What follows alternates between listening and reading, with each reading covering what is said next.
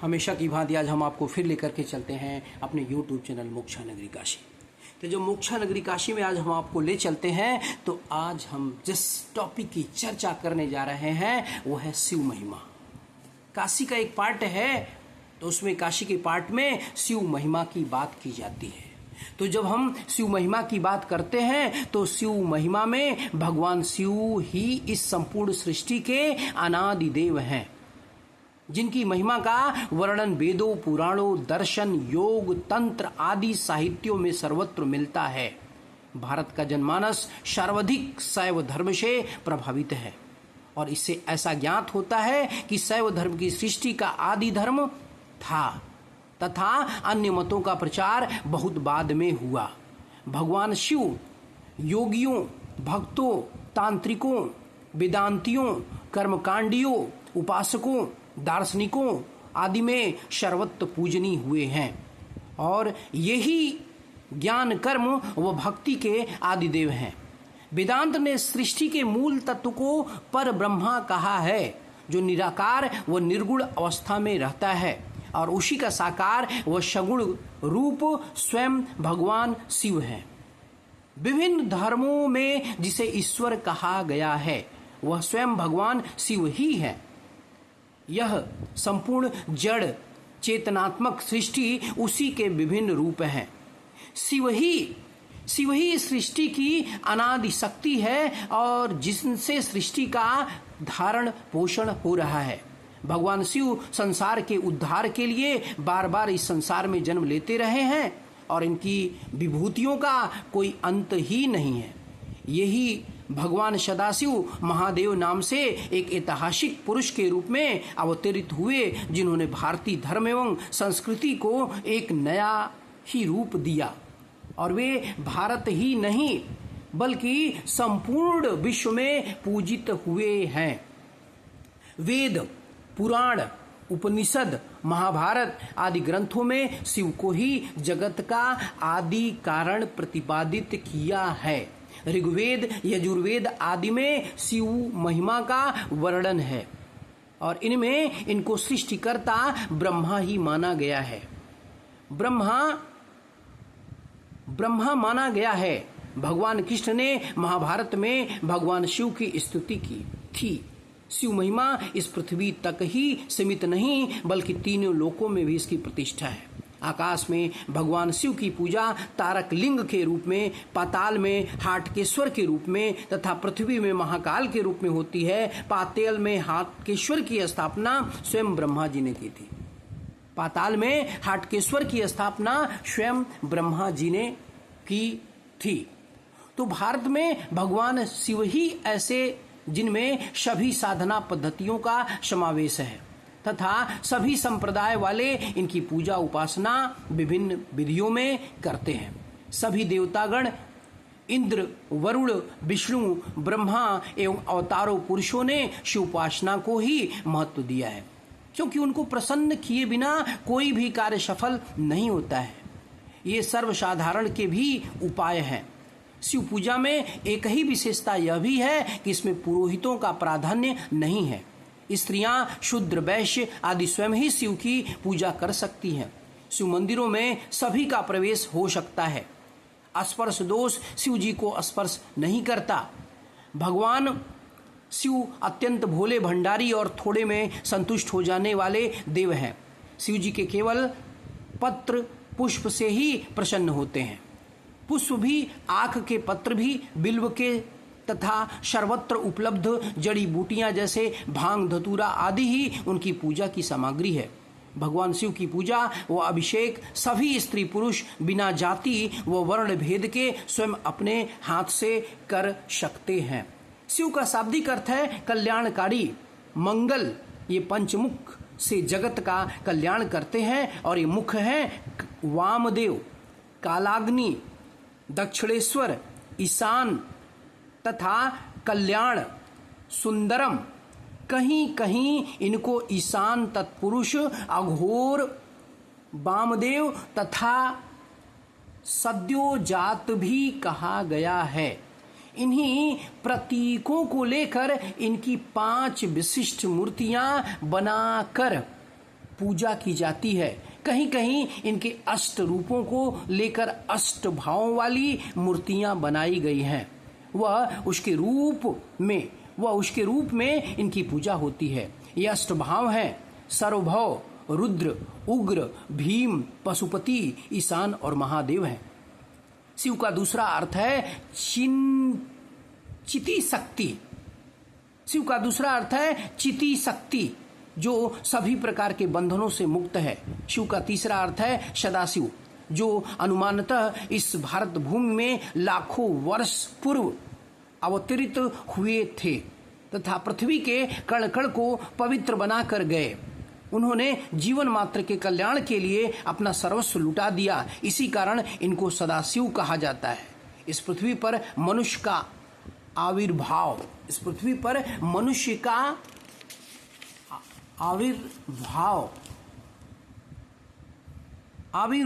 जो है वो 10 लाख वर्ष पूर्व माना जाता है। आविर्भाव जो है वो 10 लाख पूर्व माना जाता है। भगवान शिव, जिन्हें सदाशिव कहा जाता है, इसी ब्रह्मा शक्ति का साकार व सगुण रूप है।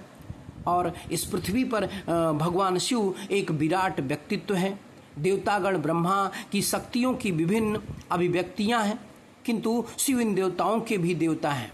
महादेव हैं, देवानाम देवः इत्यर्थे महादेवः।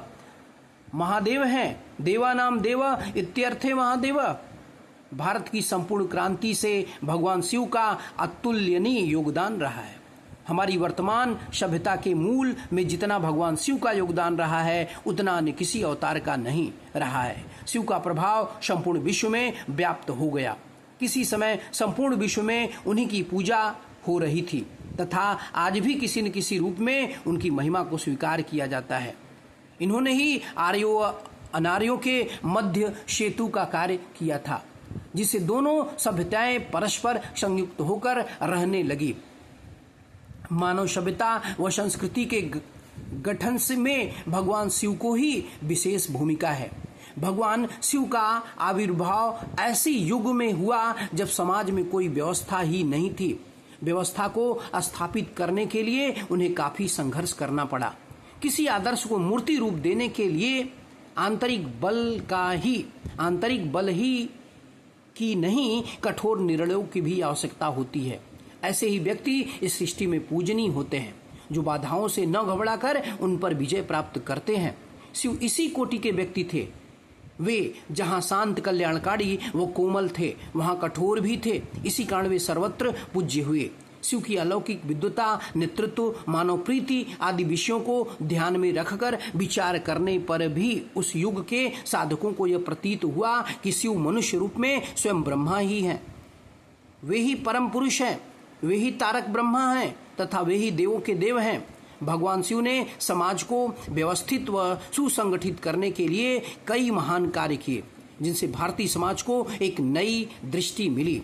शिव से पूर्व समाज में विवाह प्रथा का प्रचलन नहीं था, जिनसे उस समय मातृकुल की व्यवस्था थी, क्योंकि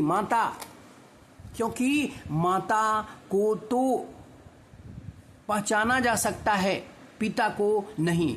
भगवान शिव ने ही सर्वप्रथम विशेष नियमों के अनुसार विवाह प्रथा का प्रचलन प्रारंभ किया, जो समाज में आज भी प्रचलित है तथा आज भी शिव पार्वती विवाह को आदर्श मानकर विवाह संपन्न होते हैं। शिव ने कहा कि जो इस नूतन व्यवस्था को स्वीकार करेगा उसी को विवाहित माना जाएगा तथा अन्य लोग उस विवाह में उपस्थित होकर उस विवाह संस्कार के साक्षी होंगे। भगवान शिव ने इस दायित्व को लेकर ही विवाह किया था। इस प्रकार इस विश्व में शिव ने ही सर्वप्रथम इस प्रकार का विवाह किया था। भगवान शिव ने दूसरा महत्वपूर्ण कार्य संगीत के क्षेत्र में किया। ऋग्वेदीय युग में केवल छंद थे। शिव ने ही सर्वप्रथम सुर सप्तक का आविष्कार किया। छंद के साथ ही शिव ने इसकी नृत्य के साथ संगति बिठाई और उसके साथ मुद्रा का योग कर दिया। नृत्य व गीत के समान शिव ने वाद्य की भी संगति बैठाई, जो इनके नए आविष्कार थे। शिव ने ही सर्वप्रथम स्वर विज्ञान का ज्ञान दिया कि कौन सा कार्य किस स्वर के चलने पर करना चाहिए। शिव का तांडव नृत्य उनका अपूर्व आविष्कार है। इन्होंने ही सर्वप्रथम नृत्य को विधिवत रूप दिया। भगवान शिव ने सर्वप्रथम आयुर्वेद को विधिवत रूप देकर वैद्य शास्त्र की रचना की। इसीलिए इन्हें वैद्यनाथ कहा जाने लगा। समुद्र मंथन के समय निकले हलाहल को पीकर उन्होंने जन सामान्य को बचा लिया। इसी कारण उन्हें नीलकंठ कहा जाने लगा। भगवान शिव के आविर्भाव से पूर्व पशु बलि की प्रथा प्रचलित थी। शिव ने कहा कि मनुष्य यज्ञ की आग में पशु की बलि का होम करके कभी शांति नहीं पा सकता। मांस खाकर रसना को तो तृप्त किया जा सकता है, किंतु उससे उसे शांति नहीं मिल सकती। इसलिए शिव ने उस परम पुरुष को प्राप्ति का मार्ग दिखाया। यही मत शैव धर्म या शैव मत कहलाया। भगवान शिव के पहले समाज में पशुओं का आदर व महत्व न के बराबर था। भगवान शिव ने पशुओं के महत्व को बढ़ाने का महत्वपूर्ण कार्य किया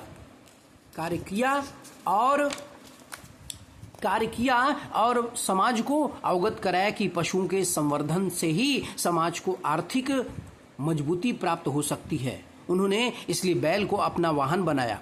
उनके बेटे कार्तिकेय ने मोर को और दूसरे बेटे गणेश ने चूहे को बनाया। भगवान शिव के पशु प्रेम के कारण वे पशुपतिनाथ कहलाए। तंत्र साधना में शिव की ही महत्वपूर्ण भूमिका है। शिव के पहले तंत्र अपनी विक्षिप्त अवस्था में था, उसका कोई छंदोबद्ध रूप नहीं था। उन्होंने ही तंत्र का अध्यात्म विद्या के साथ समन्वय किया।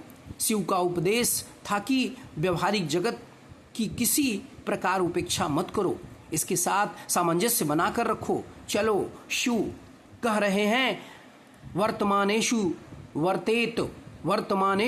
वर्तेत, अर्थात तुम आत्मा के भीतर जितना भी चाहो बढ़ते जाओ, किंतु बाहरी जगत में क्या हो रहा है उसकी उपेक्षा मत करो, क्योंकि बाहरी जगत की उपेक्षा से तुम्हारा अंतर जगत भी बिखर जाएगा। बाहर और भीतर भिन्न नहीं है, एक ही सत्ता के दो रूप हैं। इसी से शिव धर्म भारत का प्राण धर्म बन गया। देवादिदेव महादेव को कल्याणकारी देवता के रूप में भारत में सर्वत्र पूजा जाता है तथा फाल्गुन कृष्ण त्रयोदशी को शिव की ही पूजा में शिवरात्रि का महोत्सव विशेष रूप से मनाया जाता है। भगवान शिव की इतनी महिमा है जिसके लिए कहा गया है कि विद्या की देवी सरस्वती भी उनकी महिमा को लिखने में असमर्थ है। शिव के पंचाक्षरी मंत्र नमः शिवाय के जाप से भी मंत्र सिद्ध हो जाते हैं। भगवान शिव पूर्ण ब्रह्मा है, तथापि बूढ़ा बैल, फरसा, मृगचर्म, भस्म, सर्प और कपाल यह सभी शिव के तांत्रिक उपकरण है। यदि कोई यह संदेह करे कि जो स्वयं अकिंचन है वह दूसरे लोगों को क्या दे सकता है, तो वह मूर्ख है। सभी देवतागण शिव के भृगुटी मात्र से प्रदत्त पृथक पृथक सिद्धियां प्राप्त करते हैं, परंतु भगवान शिव स्वयं उन ऋषियों का उपभोग नहीं करते। कभी विषय वासना का भ्रम नहीं हो सकता। आप तो मायातीत हैं, आपको किसी वस्तु की आवश्यकता ही नहीं है। भगवान शिव के ऐश्वर्य युक्त तेज पुंज का वास्तविक ज्ञान कोई नहीं प्राप्त कर सकता। ब्रह्माता विष्णु ने क्रमशः आपके ऊर्ध्व एवं अधोभाग का ज्ञान प्राप्त करने के बहुत प्रयत्न किए, परंतु वे असफल रहे। लेकिन जब उन्होंने अपने विषय में ज्ञान के लिए दृढ़ भक्ति का सहारा लिया तो वे सरलता पूर्वक सफल हो गए। रावण जैसे महापराक्रमी ने पूरी श्रद्धा के साथ अपने 9 मस्तकों को कमल पुष्प की भांति आपके श्री चरणों में समर्पित कर दिया था, और यह रावण की दृढ़ भक्ति का ही प्रतिफल था कि उसने तीनों लोकों पर अपना अधिकार जमा लिया। यही नहीं, उसने तो इंद्र, वरुण, कुबेर आदि को भी अपना दास बना लिया था। उसकी 20 भुजाएं सदा युद्ध करने के लिए खुजलाया करती थी। यह सब आपकी दृढ़ भक्ति का ही परिणाम था। तात्पर्य यह है कि आपकी भक्ति करना कभी व्यर्थ नहीं जाता। भगवान शिव मनोवांछित वरदान देने वाले हैं। भस्मासुर, बाणासुर एवं रावण ने अपने पराक्रम से तीनों भुवनों पर अधिकार कर लिया था। यहाँ तक कि उसने आपकी दृढ़ भक्ति से इंद्र को भी नीचा दिखा दिया। आपकी उपासना सबको उन्नति एवं समृद्धि प्रदान करती है। जो कामदेव देवताओं, असुरों एवं मनुष्यों पर हर समय अपने बाणों के प्रहार में असफल नहीं होता, वही आपको अन्य देवताओं की भांति साधारण समझकर आपके पास गया और आपसे उसे भस्म कर दिया। जितेंद्रियों का अपमान करना हितकर नहीं होता, लेकिन आप तो स्वयं सर्वशक्ति संपन्न हैं। दुष्टों एवं घमंडियों का सुधार आप ही करते हैं। महामहेश्वर भोलेनाथ कल्याण व दया के सागर हैं। वे इतने दयालु एवं अवघड़दानी हैं कि जिस दोष एवं अपवित्रता से घृणा की जाती है वे उसकी ओर ध्यान ही नहीं देते और भक्त की थोड़ी सी सेवा भाव से ही रीझ कर धर्म, अर्थ, काम और मोक्ष सभी को सभी प्रदान कर देते हैं। वे स्वयं इतने विरक्त हैं कि समस्त दृश्यमान वस्तुओं को तुच्छ समझते हैं और इसी स्वभाव के कारण उन्होंने समुद्र मंथन के समय निकले हुए विष का पान किया। क्या किया? उन्होंने समुद्र मंथन से निकले हुए विष का पान किया एवं अन्य रत्नों में से किसी की प्राप्ति की अभिलाषा नहीं की। उनके भोलेपन के बारे में एक कथा इस प्रकार है कि एक चोर था, वह किसी शिव मंदिर में घंटा चुराने गया। घंटे पर हाथ न पहुंच पाने के कारण वह शिवलिंग पर ही चढ़ गया। भोलेनाथ शंकर जी ने माना कि और लोग तो हम पर थोड़ी थोड़ी वस्तुएं ही चढ़ाते हैं, परंतु इसने तो स्वयं को ही चढ़ा दिया। अतः प्रकट हो गए और चोर का कल्याण किया। अपनी ऐसी ही महानता के कारण शंकर जी महादेव कहलाते हैं, जबकि अन्य देवता केवल देव कहलाते हैं। भगवान शंकर जी ज्ञान, योग, वैराग्य, भक्ति के भंडार ही नहीं अपितु आगम, तंत्र, मंत्र, यंत्र, नृत्य, वाद्य, संगीत, व्याकरण आदि समस्त कलाओं और विद्याओं के आचरण भी हैं। उनका वास्तविक स्वरूप अत्यंत सौम्य एवं शांतिदायक है। पुराणों के अनुसार संसार में सर्वाधिक भक्त भगवान शिव के ही हैं, क्योंकि असुर भी शिव जी की उपासना करते हैं। यहाँ तक कि भूत प्रेत आदि भी शिव जी के ही परिवार माने जाते हैं। अर्थात शिव जी की उपासना में सभी का स्थान है। और ऐसा क्यों न हो? भगवान शिव कल्याणकारी जो कल्याणकारी ठहरे, यह चराचर अस्थावर जंगम जगत जो भी देखने में आता है वह सारा शिव का ही रूप है। इसी कारण आज भारत में सर्वाधिक मंदिर भगवान शिव के हैं। केवल भारत में भगवान शिव के 10 लाख से ज्यादा मंदिर हैं। 25 करोड़ से अधिक शिवलिंग स्थापित हैं। 50,000 से ज्यादा शिव मंदिर विदेशों में हैं। केवल बांग्लादेश, श्रीलंका, बर्मा और नेपाल में 20,000 से अधिक मंदिर हैं। गणपति वाहन मूषक और शिव भूषण सर्प परस्पर बैरी होने पर भी समन्वय शक्ति से साथ साथ रहते हैं। शिव भूषण सर्प और सेनापति वाहन मयूर का भी बैर है। नीलकंठ के 20 और चंद्रमौली के अमृत में भी बैर, भावनी वाहन सिंह और शिव वाहन बैल में भी बैर, काम को भस्म करके भी स्त्री रखने में परस्पर विरोध, शिव के तीसरे नेत्र में प्रलय की आग और शिर निरंतर शीतल धरामयी गंगा से ठंडा, यह भी परस्पर विरोध। ऐसे ही दक्ष जामाता और राजनीतिज्ञ होने पर भी भोले भाले, परंतु इस सहज परस्पर विरुद्धता में भी नित्य सहज समन्वय यह भूत वाहन देवाधिदेव महादेव की समन शक्ति का ही परिचायक है। भगवान शिव बैरागी होते हुए भी सदैव परिवार प्रेमी रहे हैं।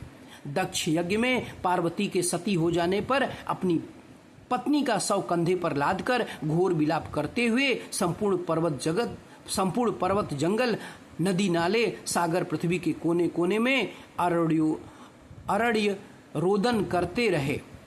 ऐसा पत्नी प्रेम, ऐसा रोदन संसार में आज तक किसी का न रहा था और न ही भविष्य में कभी होगा।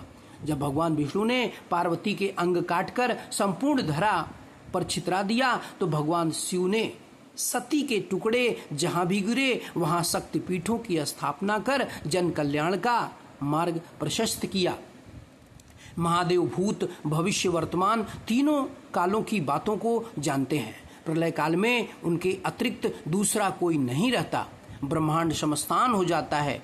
उनकी भस्म और रुंड मुंड में वही व्यापक होता है। अतएव चिता भस्मलेपी और रुंड मुंडधारी कहलाते हैं, न कि वह अघोरियों के समान चिता निवासी हैं। शास्त्रों में जहाँ कहीं भी ईश्वर अथवा ईश शब्द बिना किसी विशेषता के आया है, उसका अर्थ महादेव ही लगाया जाता है। शाखा उच्चारण के समय नाम पूछे जाने पर वर का नाम शिव बताया गया, पर इनके पिता का नाम पूछने पर सब चुप हो गए। कुछ समय सोचने के पश्चात ब्रह्मा जी ने कहा कि इनका पिता मैं ब्रह्मा हूँ, और पितामह का नाम पूछने पर ब्रह्मा जी ने विष्णु बताया। तदंतर पितामह का नाम पूछा गया।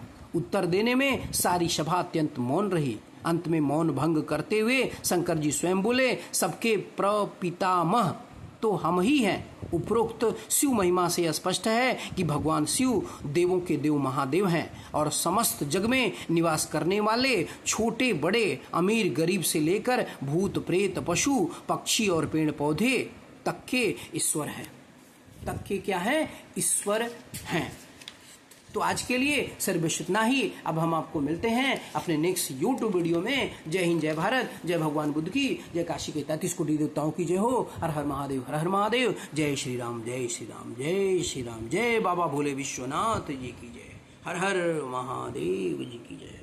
जय श्री राम।